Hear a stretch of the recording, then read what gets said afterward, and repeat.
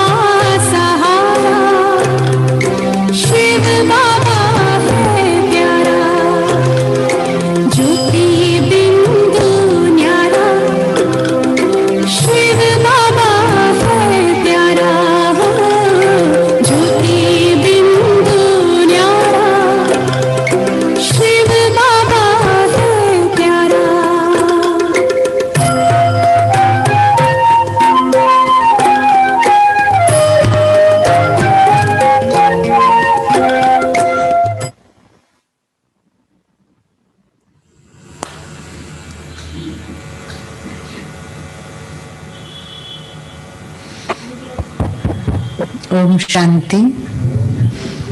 हमारे बीच में हमारे आबू निवासी भाई करण भाई का आज क्लास है। अटलादरा की फुलवाड़ी की तरफ से हम बहुत बहुत भाई जी का स्वागत करते हैं। स्वागत है, स्वागत है, स्वागत है। और अटलादरा की फुलवाड़ी की तरफ से फूलों से भी आपका बहुत बहुत स्वागत है, स्वागत है, स्वागत है। थैंक यू भैया सुन रहे हैं ना? जी दीदी, थैंक यू। अच्छा, आया आवाज आया।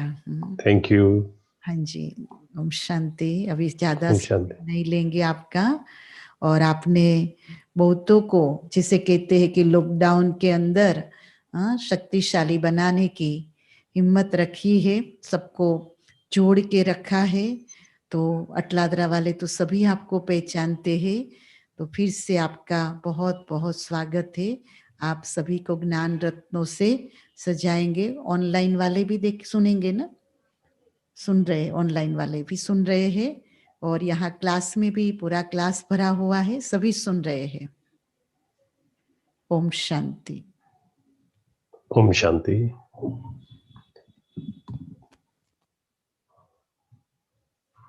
बहुत बहुत शुक्रिया बाबा का और दीदी जी का।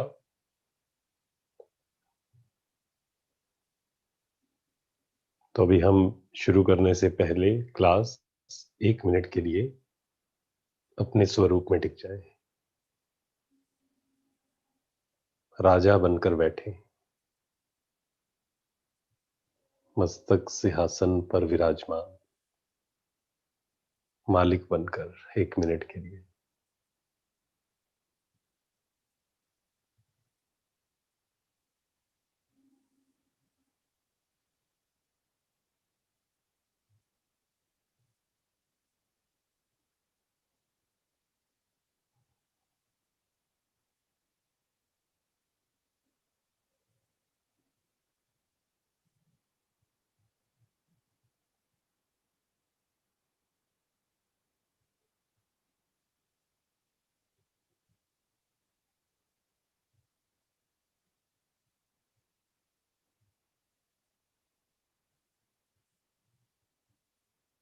ओम शांति।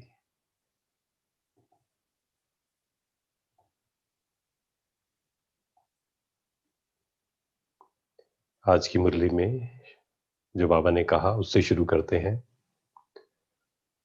2 शब्द बाबा ने कहे। बाबा ने एक प्रश्न पूछा, मैं आपसे ये प्रश्न पूछता हूं। बाबा ने कहा, कौन से गीत बजते हैं दिल में? चेक करें पूरा दिन, अभी नहीं, सिर्फ पूरा दिन भर कौन से गीत बजते हैं दिल में।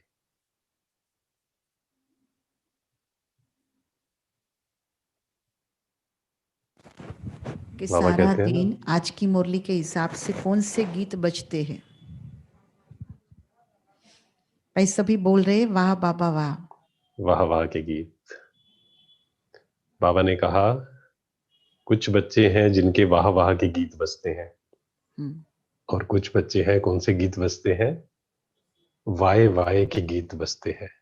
तो बाबा ने कहा वाए वाए के नहीं, नहीं तो पूरा दिन भर ऐसा क्यों हुआ, मेरे साथ ऐसा क्यों हुआ, या ये ऐसा क्यों करता है। तो ये वाए वाए की जगह आज पक्का कर लेना है कौन से गीत बजने चाहिए, वाह वाह के गीत। बाबा ने कहा वाह बाबा, कौन कौन से वाह के गीत, वाह बाबा, वाह तकदीर, वाह मीठा परिवार, और वाह श्रेष्ठ संगम का सुहावना समय। हर कर्म में वाह वाह के गीत बजने चाहिए। और दूसरा बाबा ने कहा, एक तो वाये की जगह वाह, और दूसरा शब्द बाबा ने कहा आई, मैं। बहुत करके बाप दादा जब देखते हैं बच्चों को, बाबा कहते हैं दो शब्द वाए और आए, ये बसता है। तो जब भी वाए है उसकी जगह वाह वाह, और जब आई आए उसकी जगह करना है बाबा। शब्दों में बहुत जादू है, कौन से शब्द हम यूज करते हैं, कौन से वर्ड्स हम यूज करते हैं। एक है इस मुख से बोलना, एक है इस मुख से बोलना, एक है यहां पर जो हम बोलते रहते हैं, एक है दूसरों से बात करना, और दूसरा है यहां पर जो हम खुद से बात करते रहते हैं पूरा दिन भर। तो अगर हम सूक्ष्म में चेक करेंगे तो पाएंगे बहुत बार ऐसा होता है दिन में कि जब कोई ना कोई प्रश्न अंदर चल रहा होता है, चाहे वो बहुत बड़ा प्रश्न नहीं होता, लेकिन कुछ रेजिस्टेंस होती है, कुछ प्रतिरोध होता है सिचुएशन को लेकर, किसी व्यक्ति को लेकर। तो जब रेजिस्टेंस होगी, हम रेजिस्ट करेंगे, ये क्यों हो रहा है, रेजिस्टेंस का मतलब क्या है कि जो हो रहा है हमारे मन में चल रहा है, ऐसा क्यों हो रहा है, ये क्यों हो रहा है, ये ऐसा क्यों कर रहा है। सबसे बड़ा कारण पुरुषार्थ कम होने का, या पुरुषार्थ की गति कम होने का, वो क्या है, सबसे बड़ा कारण एक दूसरे को देखना। हाँ, आपके एक्शंस मुझे दिख रहे हैं तो मुझे समझ में आ रहा है कि आप यही उत्तर दे रहे हैं, एक दूसरे को देखना सबसे बड़ा कारण है।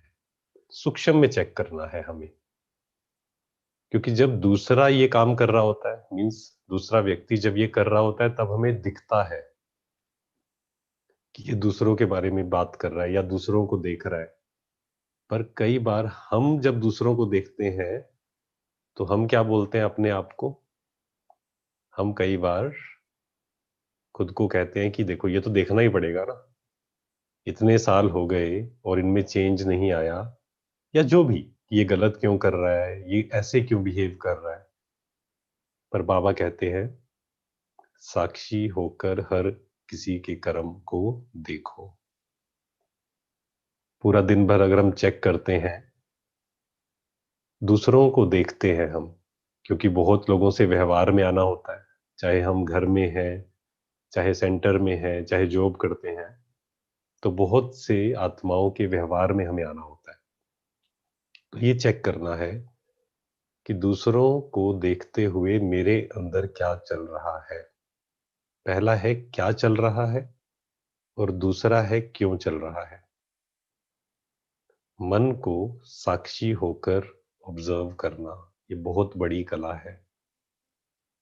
मन को साक्षी होकर ऑब्जर्व करना, क्यों डिस्टर्ब हो रहा है, क्यों इरिटेट हो रहा है, क्यों साधारण संकल्प क्रिएट कर रहा है, क्यों व्यर्थ संकल्प क्रिएट कर रहा है। और ये सब संभव कैसे है, इस सब का सॉल्यूशन कैसे निकलेगा? जब हम मालिक बनकर बैठेंगे। आज जो मेन बात हम करेंगे वो है राजा, मालिक, स्वराज्य अधिकारी, सीट पर सेट रहना। बाबा कहते हैं मैं आपसे प्रश्न पूछता हूं, बाबा को राजा बच्चे पसंद है, जो अधिकारी है वो पसंद है, या अधीन? किस किस को लगता है कि बाबा को अधिकारी बच्चे पसंद है, राजा बच्चे पसंद है? वो हाथ उठाए। हाँ, कुछ कुछ के हाथ नहीं उठे हैं। हाँ, ठीक है। सबको पता है बाबा को कौन से बच्चे पसंद है? राजा बच्चे। राजा का मतलब क्या है? स्वराज्य अधिकारी। बाबा मिलन की जो मुरली थी उसको अगर हम याद करें, बाबा ने 5 स्वरूप का अभ्यास कराया, बहुत सुंदर। और फिर बाबा ने कहा ये 5 स्वरूप का अभ्यास कौन कर सकते हैं? जो स्वराज्य अधिकारी है। अगर चेक करें प्रैक्टिकल में, मान लीजिए हमें 5 स्वरूप का अभ्यास करना है या किसी भी स्वरूप में टिकना है, तो क्या होगा? मान लीजिए आपने अपने आप को एक ड्रिल दी कि 5 मिनट के लिए मुझे अपने अनादि स्वरूप में टिकना है। अब कौन टिक पाएगा और कौन नहीं टिक पाएगा? जिसका अपने मन पर कंट्रोल होगा, जिसका अपनी बुद्धि पर कंट्रोल होगा, जिसके संस्कार उसके वश में होंगे, वो तो ठहर पाएगा। और जो मन के अधीन होगा या जिसकी बुद्धि उससे भटका रही होगी, वो अपने स्वरूप में नहीं टिक पाएगा। इसके लिए विशेष अभ्यास, विशेष स्वमान, विशेष स्मृति, विशेष प्रैक्टिस। सबसे पहले किसकी जरूरत है? मैं स्वराज्य अधिकारी आत्मा हूं, राजा हूं। और ये सिर्फ बैठकर नहीं कि हमने अमृत वेले में आधा घंटा ये सोमान ले लिया या नुमा शाम में ले लिया, नहीं। पूरे दिन भर प्रैक्टिकल में जब हम कर्म कर रहे हैं, उस समय ये अवेयरनेस कि मैं राजा हूं। राजा छोटी मोटी बातों की ओर आकर्षित होता है या नहीं होता है? राजा, अच्छा राजा का चलने का ढंग कैसा होगा, ये अपने साथ प्रैक्टिस करनी है, अपने से बात करनी है। राजा का बैठने का ढंग कैसा होगा? कैसे बैठेगा राजा? कैसे देखेगा? एक है कि आंखें, आंखें बिल्कुल स्थिर, और दूसरा है कोई आ रहा है उधर आंख, इधर आवाज आ रही है उधर आंख गई। क्या राजा की आंखें इधर उधर जाएंगी या नहीं? राजा मीन्स आंखें कैसी होंगी उसकी? स्थिर। चलना कैसा होगा उसका? दिन भर में अगर हम चेक करें, चलना कैसा होगा? क्या वो भाग भाग कर चलेगा? क्या उसके चलने में भी एक धैर्यता होगी, जैसे देवी देवताएं चलते हैं? तो ये राजा, जब हम स्वमान, एक है संकल्प में स्वमान लेना कि मैं स्वराज्य अधिकारी हूं, दूसरा है उसको अपना संस्कार बनाना, प्रैक्टिकल में लेकर आना।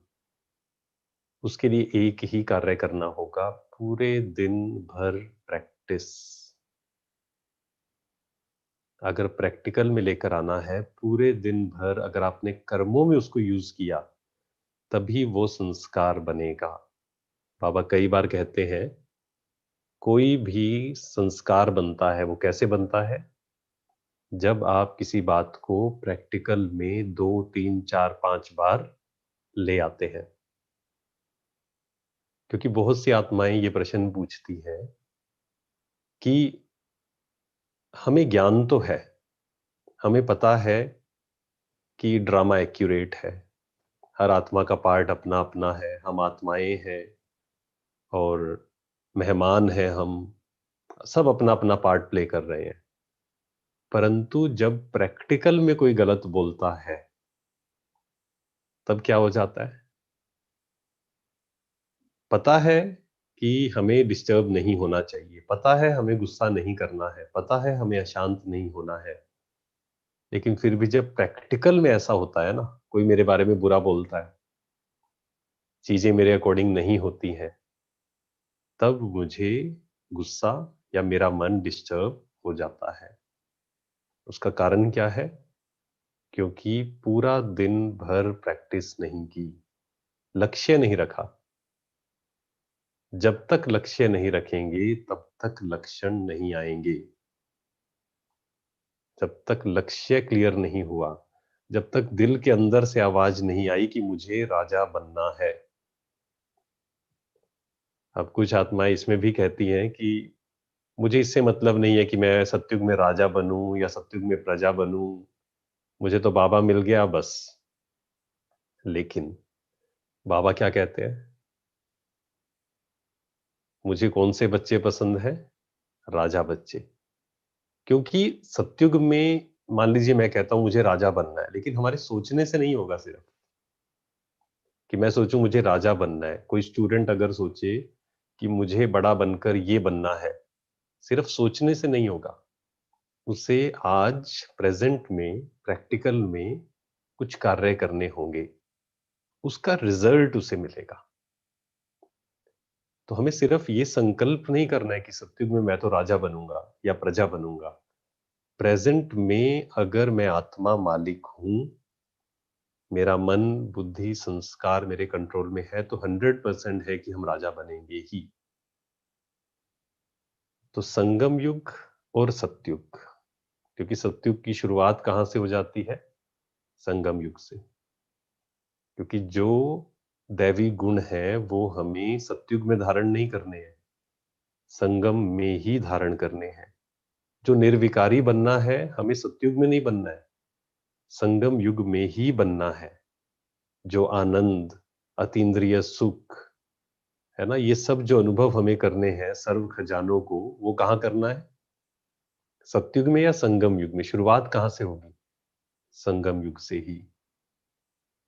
तो इसलिए अगर कहा जाए कि ये जो स्वर्ग है संगम युगी स्वर्ग, और वो है सतयुगी स्वर्ग, और संगम युग में स्वर्ग का अनुभव कौन कर सकता है?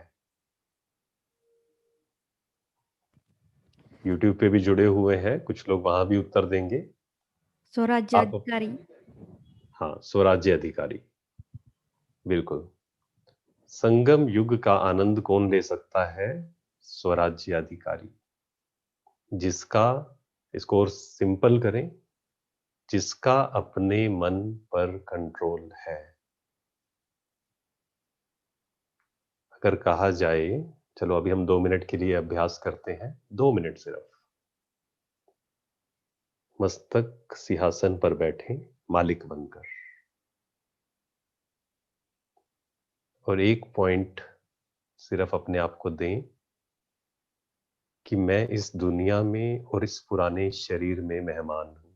साक्षी होकर देखें कि मैं मेहमान हूं, किसी से लगाव नहीं, झुकाव नहीं, कुछ नहीं।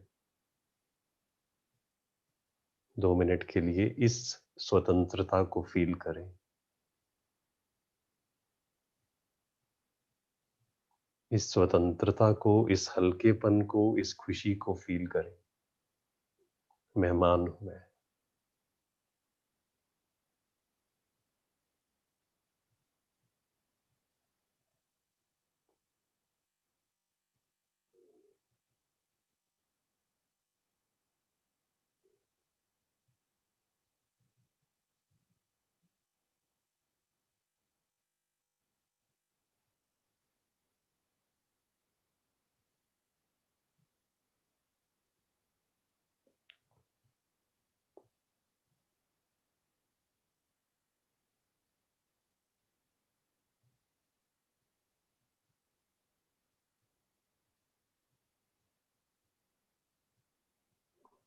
मैं संतुष्ट मणि हूं।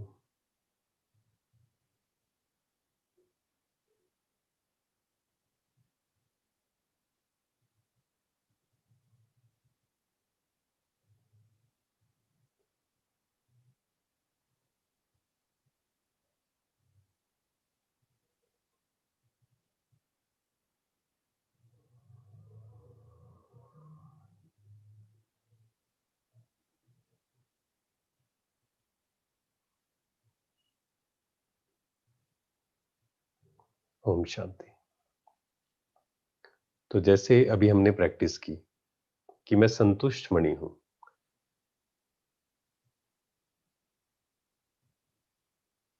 क्या हम इस स्वमान में, इस अनुभव में खुद से पूछना है ये, अगर आपको कहा जाए 1 घंटा आपको बैठना है सिर्फ इस संकल्प में, मैं संतुष्ट मणि हूं।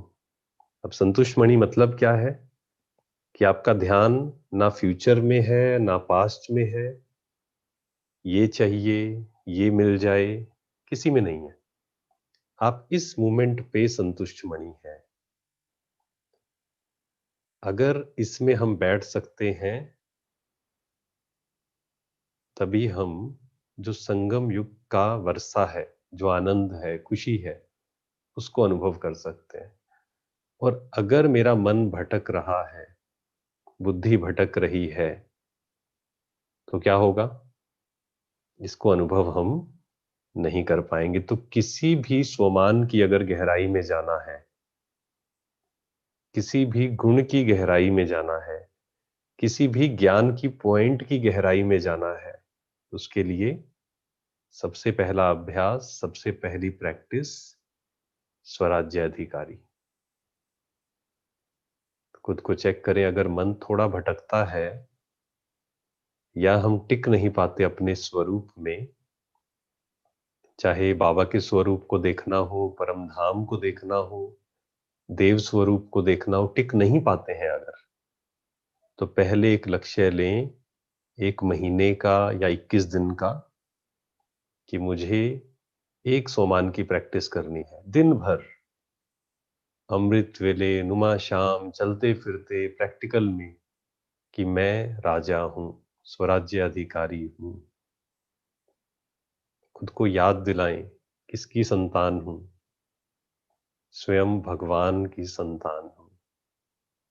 तो जब हम अपने स्वमान में रहेंगे, खुद को याद दिलाएंगे कि मैं कौन हूं, क्योंकि हम अपनी ही शक्तियों को भूल जाते हैं, है ना? यही तो हुआ ना, परम धाम से हम सत्युग में आए, तब हमें अपनी शक्तियां पता थी, हमें पता था कि हम यहां हैं, मालिक है।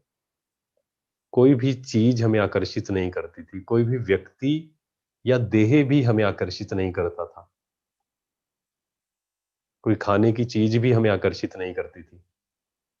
उसका रीजन क्या था? केवल एक रीजन था, क्योंकि मैं आत्मा सीट पर सेट थी। सिर्फ एक रीजन, एक कारण था। फिर सत्युग, त्रेता, द्वापर, धीरे धीरे हम सीट से नीचे उतर गए और फिर चीजें हमें अट्रैक्ट करने लगी, जो कि विकार, विकार यही तो है, चाहे वो काम, क्रोध, लोभ, मोह, अहंकार, कोई भी है। उसका मतलब क्या है कि मैं आत्मा यहां सेट नहीं हो पा रही हूं, कोई चीज मुझे खींच रही है, कोई वस्तु मुझे खींच रही है, कोई व्यक्ति मुझे खींच रहा है, कोई खाने की चीज, पहनने की चीज, किसी से बात करने का मन हो रहा है, किसी को देखने का मन हो रहा है ना? कोई बात सुनने का मन कर रहा है, या पास्ट में जा रहे हैं या फ्यूचर में जा रहे हैं। उसका रीजन क्या है? कोई ना कोई चीज अट्रैक्ट कर रही है। क्यों? क्योंकि यहां बैठना नहीं आ रहा है। यहां बैठना आ जाए तो सब चीजें मुझे अट्रैक्ट करना बंद कर देंगी। यहां बैठ कौन पाएगा? राजा। जब हम इसको बार बार प्रैक्टिस करेंगे, प्रतिज्ञा करेंगे, आज जैसे मुरली हमने सुनी या अमृत वेला किया, उसके बाद जब तक प्रतिज्ञा नहीं करेंगे, पूरे दिन की, बाबा कहते हैं, प्लानिंग बनाओ। प्लानिंग नहीं बनाएंगे, फिर से मैं कहता हूं, जैसा लक्ष्य वैसे लक्षण। बाबा कई बार मुरलियों में कहते हैं, जैसा लक्ष्य वैसे लक्षण। अगर पूरे दिन का लक्ष्य ही नहीं है कि मुझे क्या करना है, सोचिए एक व्यक्ति है और वो, उसे पता ही नहीं है कि कहाँ जाना है, क्या करना है, तो क्या होगा? अगर उसका लक्ष्य नहीं है तो वो भटकेगा पूरा दिन। ठीक उसी प्रकार जब तक हमने अपने मन को लक्ष्य नहीं दिया, बुद्धि को लक्ष्य नहीं दिया कि आज पूरा दिन क्या प्रैक्टिस करनी है, कौन सा गुण धारण करना है, किस गुण की गहराई में जाना है, या बाबा का कौन सा पॉइंट मुझे अपने जीवन में लाना है। जब तक प्रतिज्ञा नहीं की, जब तक बाबा से बात नहीं की, प्लानिंग नहीं बनाई, तब तक ज्ञान हमारे जीवन में नहीं आएगा। ज्ञान तो आ जाएगा, लेकिन वो कहां तक रहेगा? सिर्फ यहां तक, दिमाग तक रहेगा सिर्फ। लेकिन ज्ञान का मतलब सिर्फ इंफॉर्मेशन नहीं है। ज्ञान का मतलब है समझ। ज्ञान का मतलब है प्रैक्टिकल में, जीवन में कितना आया। बाबा मिलन जब अभी हुआ था, बाबा ने कहा था अब योगी जीवन चाहिए, प्रैक्टिकल में चाहिए। आपके चेहरे से, आपके नैनों से दिखना चाहिए। संतुष्ट आत्मा जो होती है, खुश जो आत्मा होती है, शांत जो होती है, उसकी आंखों से, उसके चेहरे से, उसके मस्तक से दिखता है। दिखता है या नहीं? क्या बोलेंगे? किस किस को लगता है कि जो अंदर से खुश होगा वो खुशी उसके चेहरे से दिखाई देगी? 100%। वो हाथ खड़ा करे। हाँ, आप सबके चेहरे से दिखाई तो दे रही है वैसे, लेकिन ये निरंतर रहे, बस बाबा कहते हैं। बाबा कहते हैं बच्चे ना कार्टून शो करते हैं, कभी कोई चेहरा बना देते हैं, कभी कोई चेहरा बना देते हैं। अगर खुद के चेहरे को देखो, ये भी बहुत अच्छी प्रैक्टिस है। खुद के चेहरे को साक्षी होकर देखना, जब दुखी हैं अपने चेहरे को देखना कि बाबा भी देख रहा है। ये अटेंशन हमें बहुत पावरफुल बनाती है कि बाबा मुझे देख रहा है। अब सोचिए, बाबा आपको देख रहा है तो हमारा चेहरा कैसा होगा? तो हमारे चेहरे से ये प्रतिज्ञा अब करनी है, क्योंकि बहुत समय बीत चुका है, हम सबको पता है। अभी जो समय चल रहा है, कल भी बाबा ने कहा कि विनाश का जो समय है उसकी पहचान तो अभी दिख रहा है, उसकी पहचान बिल्कुल सामने है। बहुत आत्माएं आ रही हैं, बाबा का परिचय ले रही हैं, ऑनलाइन कोर्स कर रहे हैं। मतलब जो सेंटर पर नहीं गए उन्होंने धारणाएं कर ली, अमृत वेला करना शुरू कर दिया। आप सोच के देखिए। तो ये समय वो आया है, और अब अंत का समय तो जो ज्ञान में है वो नहीं, जो अज्ञान अभी ज्ञान में भी नहीं है, वो भी यही कह रहे हैं कि बस अभी तो ये दुनिया ज्यादा समय नहीं चलने वाली है। हमें क्या करना है? अब हमें सिर्फ सुनना नहीं है, ये पक्का कर लें एक तो। सिर्फ सुनना नहीं है, सिर्फ सुनाना भी नहीं है। सुनना, सुनाना, अब क्या करना है? इसका मतलब ये नहीं कि सुनना नहीं है या सुनाना नहीं, सिर्फ सुनना नहीं है, सिर्फ सुनाना नहीं है। अब प्रैक्टिकल में धारण करना ही है। जब तक खुद से ये प्रॉमिस नहीं करेंगे, तब तक व्यर्थ से मुक्त नहीं हो सकते। कई आत्मा ये प्रश्न पूछती हैं कि व्यर्थ से मुक्त कैसे हो, या मोह कैसे छूटे, या ईर्ष्या कैसे छूटे। मतलब छोटे छोटे जो संस्कार, मोटे मोटे संस्कार तो हमने छोड़ दिए, विकार छोड़ दिए, लेकिन जो छोटे छोटे हैं, बाबा ने एक मुरली में कहा था केवल एक तरीका है। अगर आप व्यर्थ से मुक्त होना चाहते हैं, अगर आप जो छोटे मोटे संस्कार बचे हुए हैं, साधारणता बची हुई है, चलो व्यर्थ किसी किसी में नहीं भी है, लेकिन जो बाबा जिस नजर से हमें देखता है ना, जो हमारे श्रेष्ठ संकल्प होने चाहिए, उसकी जगह क्या होते हैं? साधारण संकल्प होते हैं कई बार, अगर चेक करेंगे तो अगर इन सबसे मुक्त होना चाहते हैं तो क्या करना होगा? केवल एक तरीका है। क्या हो सकता है, कोई बताएगा? छोटी छोटी बातों से, है ना? छोटी छोटी बातें क्या होती हैं? इसने मुझे ऐसा कह दिया, इसने श्रेष्ठ ऐसा कह दिया। संकल्प बोल रहे महेंद्र भाई। अच्छा, श्रेष्ठ संकल्प, ठीक है। श्रेष्ठ संकल्प लाने के लिए भी क्या करना पड़ेगा? क्योंकि व्यर्थ का या साधारण का अगर हम कहें, बिल्कुल श्रेष्ठ संकल्प, लेकिन राजा उसके बनना लिए क्या पड़ेगा कर, बोल रहे।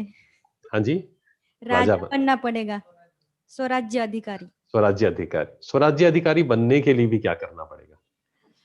आपके सही हैं सारे उत्तर, लेकिन बाबा ने जो कहा था वो मैं आपके सामने शेयर कर रहा हूँ। आपकी बातें सही हैं, लेकिन और थोड़ी सी बात को अगर हम छोटी पकड़े। बातों का ध्यान देना पड़ेगा, ऐसे बोल रहे स्टूडेंट का जवाब। हाँ, हाँ जी। जैसे स्टूडेंट्स ने कहा, छोटी छोटी बातों का ध्यान देना पड़ेगा, लेकिन छोटी छोटी बातों का ध्यान भी कौन दे पाएगा? मन और बुद्धि को नियंत्रण करना पड़ेगा, मन और आत्म बुद्धि, स्थिति में हाँ रहना पड़ेगा। बिल्कुल, मन और बुद्धि को भी नियंत्रण कौन कर पाएगा? आत्मा। सोमान बिल्कुल, की सीट पे रहेंगे, हाँ। बाबा ने जो कहा था, अभिमानी बनेंगे वो। बिल्कुल सबके उत्तर बिल्कुल सही हैं जिन्होंने भी उत्तर बताए। बाबा ने क्या कहा था मैं आपके साथ शेयर करता हूं। बाबा ने कहा था, अगर छोटे मोटे संस्कारों को खत्म करना है, स्वाहा करना है, केवल एक तरीका है, उसके बिना नहीं होगा। कितना भी हम सोच लें कि ये खत्म करना है या छोटी छोटी बातें व्यर्थ खत्म करना है, लेकिन वो नहीं होंगी। कब तक नहीं होंगी? केवल एक सॉल्यूशन है उसका, निश्चय बुद्धि बोल रहे कोई। निश्चय बुद्धि। बाबा ने कहा, महासंस्कार धारण करो। आपको याद होगा, 2 महीने पहले, लगभग 2 या 3 महीने पहले अव्यक्त मुरली में ये बात आई थी। बाबा ने कहा, छोटे मोटे संस्कारों को, छोटी मोटी बातों को खत्म करना है तो केवल और केवल एक तरीका है, महासंस्कार धारण करो। वो कौन सा महासंस्कार है? विश्व कल्याण का। स्वराज्य अधिकारी भी कौन बन पाएगा, इस पे आप चिंतन करना। स्वराज्य अधिकारी भी वही बन पाएगा जिसके जीवन का लक्ष्य बहुत महान होगा। अगर लक्ष्य महान नहीं है, हम बाबा के बन गए, हमने सब कुछ धारणाएं भी कर ली, मुरली भी सुन रहे हैं, लेकिन अगर लक्ष्य महान नहीं रखा विश्व कल्याण का, अपने कर्तव्य को सामने नहीं रखा कि मुझे विश्व कल्याणकारी बनना ही है, तब तक व्यर्थ शायद खत्म हो जाए, लेकिन साधारणता खत्म नहीं होगी। नहीं तो हम छोटी छोटी बातों में लगे रहेंगे। इसने ऐसे कहा, इसने ऐसा क्यों बोल दिया, इसने मुझे ओम शांति नहीं किया, या इसने मेरी बात का सही जवाब नहीं दिया। ये सब क्या है? बिल्कुल छोटी छोटी बातें हैं, बहुत छोटी छोटी। लेकिन कई बार हम छोटी छोटी बातों को बार बार सोचकर क्या कर देते हैं, उसको बड़ा बना देते हैं, जिसको दुनिया में कहते हैं राई का पहाड़ बना देना। छोटी छोटी बातों को बार बार सोचकर। इन सब से मुक्त कौन हो पाएगा? जिसके जीवन का लक्ष्य उसके सामने है, जिसके जीवन का कर्तव्य उसके सामने है। तो इसीलिए स्वराज्य अधिकारी भी वही बन पाएगा, क्योंकि आप कहेंगे मुझे स्वराज्य अधिकारी बनना है, फिर कोई ना कोई बात खींच लेगी अपनी ओर। जब वो कर्तव्य सामने रहेगा, बाबा कहते हैं अशांत है आत्माएं, दुखी हैं, परेशान हैं, रहम करो उन पर। जब दिल से वो नहीं आएगा ना कि बहुत अशांत, मुझे रहम करना है इन पर, मेरे पास एक सेकंड भी नहीं है व्यर्थ गंवाने का, क्योंकि बहुत अशांत है आत्माएं। सोच के देखिए, आपके सामने 100 अशांत आत्माएं बैठी हैं, क्या आप उस समय व्यर्थ में समय व्यतीत कर सकते हैं? या उस समय आपके सामने बैठी हैं और वो कह रही हैं मुझे शांति दीजिए, अपनी दृष्टि दीजिए, क्या उस समय हम छोटी छोटी बातों में उलझेंगे? किसने ऐसा क्यों बोला था, मेरे फ्यूचर का क्या होगा, मेरे बच्चे के फ्यूचर का क्या होगा, दोते का, पोते का, भाई का, जो भी अलग अलग। उस समय हम इन बातों में उलझेंगे नहीं। तो हमें ये स्मृति दिलानी है अपने आप को कि आत्माएं आपसे शांति मांग रही हैं, पुकार रही हैं। बस वो जब तक कर्तव्य सामने नहीं आया या वो स्मृति नहीं आई कि मुझे विश्व कल्याण करना है, रहम, हर आत्मा के लिए रहम और प्यार, जब इस बेहद में हम चले जाएंगे तभी हद से मुक्त हो सकते हैं, तभी मोह से, ईर्ष्या से, काम क्रोध जो भी है, इरिटेशन, डिस्टर्बेंस, साधारणता, इन सब से हम मुक्त हो सकते हैं। तो 2-3 बातें मैं आपके साथ शेयर करता हूं, समय होने वाला है, 2-3 बातें लास्ट में बात करता हूं। पहली चीज, लक्ष्य और कर्तव्य। हर दिन कम से कम 1 घंटा एकांत में निकालना है, जब खुद को अपना लक्ष्य और अपना कर्तव्य याद दिलाना है, क्योंकि हम भूल जाते हैं। क्यों भूल जाते हैं? दूसरों को देखते हुए। दूसरों को देख रहे हैं, वो तो ये कर रहा है, हमें लगता है कि यही सही है। खुद का लक्ष्य सामने रहना चाहिए। कोई रात को आपको पूछे जगाकर भी कि आपके जीवन का लक्ष्य क्या है, तो वो लक्ष्य सिर्फ शब्दों में नहीं, दिल की गहराई से आना चाहिए। लक्ष्य और कर्तव्य, हर दिन 1 घंटा निकालना है, जब अपने लक्ष्य को और कर्तव्य को खुद ही रिवाइज करना है। बाबा कई बार कहते हैं ना कि लक्ष्मी नारायण के चित्र के सामने बैठ जाओ और देखो कि मेरे अंदर क्या कमी है और मुझे ऐसा बनना ही है। तो हमारा लक्ष्य क्या है? बाप समान फरिश्ता बनना, ब्राह्मण सो फरिश्ता सो देवता। और कर्तव्य क्या है हमारा? केवल एक कर्तव्य है। वो क्या है? बाकी उसके अंदर आ जाएगा सब कुछ। विश्व कल्याणकारी। विश्व कल्याण करना, बाकी सब उसके अंदर आएगा। शांति देना, खुशी देना, जो भी दुआएं देना। लेकिन बाबा किस लिए आए हैं? विश्व परिवर्तन करने, विश्व कल्याण करने। तो हमारा केवल एक कर्तव्य है। तो जब ये स्मृति रहेगी तो ऑटोमेटिक हमें समझ में आएगा कि कैसे हम वातावरण को चेंज कर सकते हैं, कैसे दुनिया को चेंज कर सकते हैं, अपने वाइब्रेशन से, अपनी वृत्ति से। तो मुझे हर सेकंड, आज बाबा ने कहा ना, संगम युग का एक एक सेकंड कैसा है? अमूल्य है, एक एक सेकंड। तो जब ये लक्ष्य और कर्तव्य सामने रहेगा, तब हम एक सेकंड भी व्यर्थ नहीं गवा सकते। व्यर्थ गवाना मीन्स डिस्टर्ब होना। सामने वाला गुस्सा कर रहा है, वो तो अपना समय वेस्ट कर ही रहा है, लेकिन वो गुस्सा कर रहा है और हम यहाँ सिर्फ डिस्टर्बेंस क्रिएट कर रहे हैं। हम गुस्सा नहीं कर रहे, लेकिन हम यहाँ क्या कर रहे हैं? क्यों, क्या, कैसे डिस्टर्बेंस क्रिएट कर रहे हैं, इरिटेशन क्रिएट कर रहे हैं। कौन से वाइब्रेशंस फैला रहे हैं संसार में? कौन से वाइब्रेशंस फैला रहे हैं, अच्छे या बुरे? Negative vibrations. Negative vibrations. तो मुझे क्या करना है? हर सेकंड अवेयर रहना है कि मुझसे कौन से वाइब्रेशंस फैल रहे हैं, इस संसार को कौन सी जरूरत है। तो ये सब करते हुए लक्ष्य और कर्तव्य, हर दिन 1 घंटा एकांत, अंतर्मुखी। और लक्ष्य और कर्तव्य कैसे और पक्का होता जाएगा? जब हम बाबा की अव्यक्त मुरली को भी स्टडी करेंगे। और जब हम कहते हैं अव्यक्त मुरली स्टडी करना, तो सिर्फ पढ़ना नहीं है उसको। ऐसा नहीं कि दिन में 2 मुरली पढ़ ली, 3 मुरली पढ़ ली, नहीं। आप चाहे 1 पेज पढ़िए, लेकिन उस पर ठहरना है कि इसे मुझे जीवन में धारण करना है। कैसे करना है? उस पर विचार सागर मंथन करना है। तो आज से आप में से कौन कौन ये प्रतिज्ञा करता है कि मुझे अब कुछ भी हो जाए, मेरे जीवन का केवल और केवल एक लक्ष्य है, और वो प्रतिज्ञा करता है जो आज, कि मुझे हर रोज रिवाइज करना ही है, और वो है बाप समान फरिश्ता बनना। वो हाथ खड़ा करे, अच्छे से हाथ खड़ा करे, पूरा हाथ।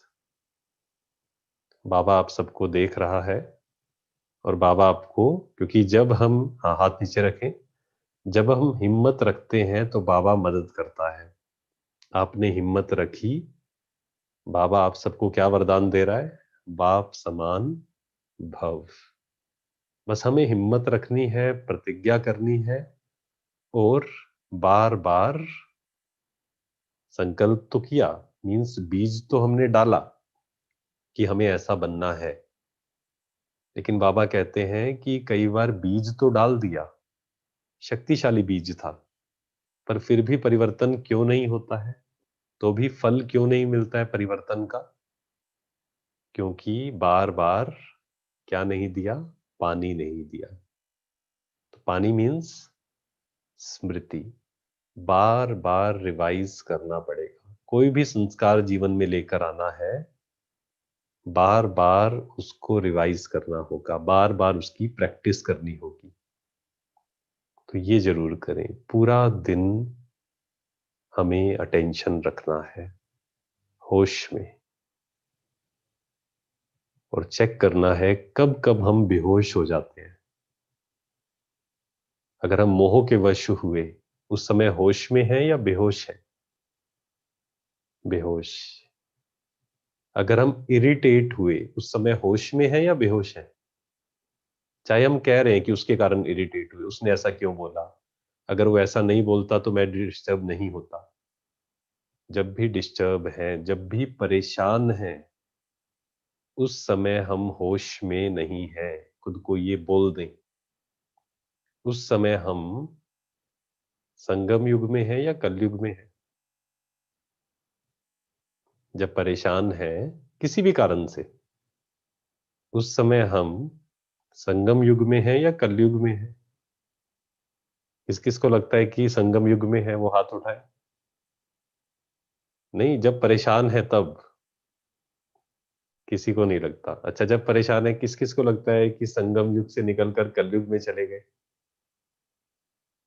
उस समय अगर खुद को ये भी याद दिलाएंगे ना, इस समय मैं संगम युग में नहीं हूं। थोड़ा सा तो भारी लगेगा बोलना, लेकिन बाबा कहते हैं कई बार मन को प्यार से तो समझाओ, थोड़ी सी फटकार भी लगानी जरूरी है।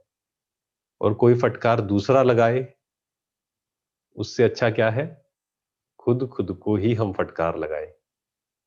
उस समय सिर्फ ये रियलाइज अगर करेंगे ना, जब परेशान है ये मत सोचें किसके कारण परेशान है। कितनी भी बड़ी बात हुई, कोई भी आपको गलत बोल रहा है, इससे कोई फर्क नहीं पड़ता। अगर आप परेशान हैं, उसका रीजन केवल और केवल एक है। वो कौन? हम खुद, हमारे कमजोर संस्कार। ये जब रियलाइजेशन होगा, तब हम इससे मुक्त होने की कोशिश करेंगे। नहीं तो हम लोगों को ही चेंज करना चाहते हैं। नहीं तो हम चाहते हैं कि परिस्थिति बदल जाए, लोग बदल जाएं, ऐसा हो जाए। बाबा को भी कई बार कहते हैं कि बाबा बस ये चेंज हो जाए ना, फिर देखो, फिर तो मैं देवता बना कि बना।